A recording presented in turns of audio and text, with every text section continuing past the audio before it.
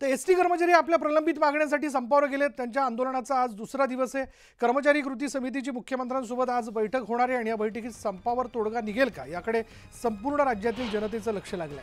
वर्षा निवासस्थानी संध्याकाळी 7 वाजता ही बैठक होईल आणि या बैठकीत एसटी कर्मचाऱ्यांच्या प्रलंबित मागण्यांवर चर्चा होणार आहे। एसटी कर्मचाऱ्यांना सरकारी कर्मचाऱ्यांप्रमाणे वेतन मिळावं अशी मागणी कर्मचाऱ्यांची आहे।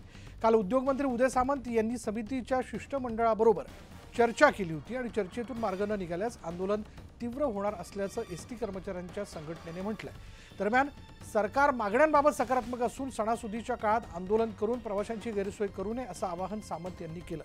मात्र मागण्या पूर्ण होईपर्यंत आंदोलन मागे घेण्यास संघटनेने नकार दिल्यामुळे बैठकीत तोडगा निघू शकला नाही।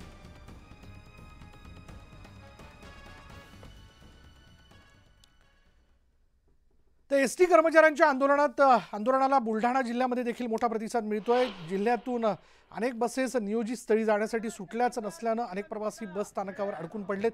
जळगाव जिल्ह्यातील चोपडा आगारातील एसटी कर्मचारी संपावर गेलेत आणि त्यामुळे चोपडा बस स्थानकातील सर्व एसटी बस बंद होत्या आणि त्याचा मोठा फटका प्रवाशांना बसलाय। धाराशिव जिल्ह्यात दुसऱ्या दिवशीही कर्मचाऱ्यांचं आंदोलन सुरू असल्यानं सकाळीच गजबज असणाऱ्या बस स्थानकावर मोठा शुकशुकाट दिसून येतोय। छत्रपती संभाजीनगरच्या 6 आगारातून एकही बस धावली नसून काल दिवसभरात जवळपास 1572 बस फेऱ्या रद्द झाल्यात आणि यामुळे एसटी महामंडळाचं जवळपास 46,57,864 रुपयांचं उत्पन्न बुडालं।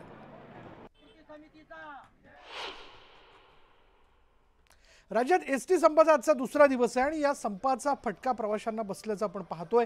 मुंबई सेंट्रल आगारातून गेल्या 4 ते 5 तासांपासून एकही बस सुटली नाही आणि त्यामुळे पहाटेपासून चाकरमानी बस डेपोत बसून आहेत। तर एसटी संपामुळे नागपूर बस स्थानकात शुकशुकाट बघायला मिळतोय। तसंच एसटी महामंडळाच्या कर्मचाऱ्यांच्या संपाचा परिणाम सामान्य नागरिकांना जाणवू लागला।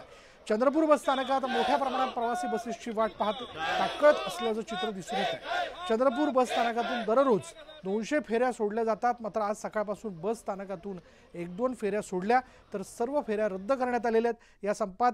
या एसटी संपामध्ये गोंदिया आगारातील कर्मचारी सहभागी झालेले नाहीत, मात्र आज दुपारनंतर गोंदिया जिल्ह्यातील एसटी सेवा देखील बंद करण्याचा इशारा कर्मचाऱ्यांनी दिलाय।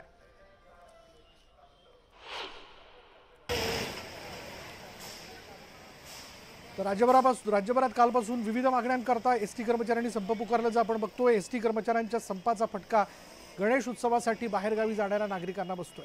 कल्याण डेपोमधून नगर, पुणे आणि कोकणात मोठ्या प्रमाणात एसटी बस जातात, मात्र आता एसटीचा संप असल्यानं खासगी बसने खर्चिक प्रवास करावा लागेल असं प्रवासी सांगतात। हा संप लवकरात लवकर संपवण्यासाठी सरकारने प्रयत्न करावेत अशा नागरिकांकडून सूचना आहे, तशी मागणी करण्यात येते।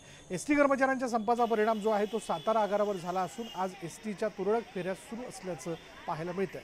वाशिमच्या कारंजा, रिसोड, मंगरुळपीर, वाशिममधील 887 एसटी कर्मचाऱ्यांच्या आंदोलनाचा दुसरा दिवस असून 891 एसटीचे फेऱ्या रद्द आहेत आणि अमरावतीमध्ये देखील जर आपण पाहिलं तर संपाचा फटका प्रवाशांना बसलेला आहे। कर्मचाऱ्यांच्या संपामुळे प्रवाशांचे मोठ्या प्रमाणात हाल होत आहेत।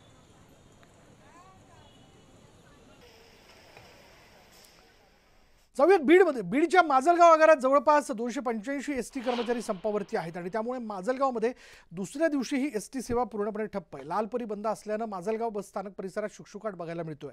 एसटी कर्मचाऱ्यांच्या संपामुळे प्रवाशांचे मोठ्या प्रमाणात हाल होत आहेत।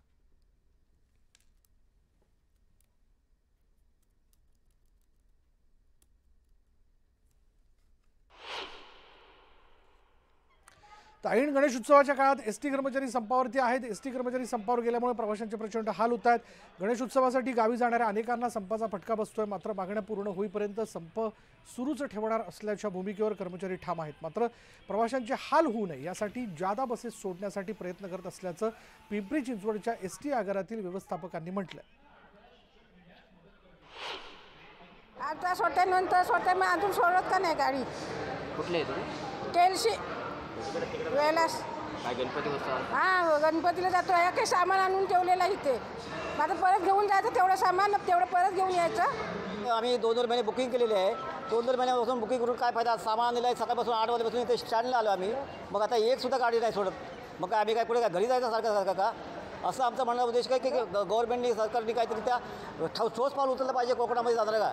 काय वाटतं एकंदरीत हा संप चालू झाला आहे, त्याच्याबद्दल काय वाटतं? संप चालू झाला असं वाटतंय, पण संप आपल्याला कमीत कमी संप झाला आहे, पण कमीत कमी 4 दिवसातून 4 ते 5 बस आल्या पाहिजे, कारण की प्रवासाची गैरसोय झाली नाही पाहिजे।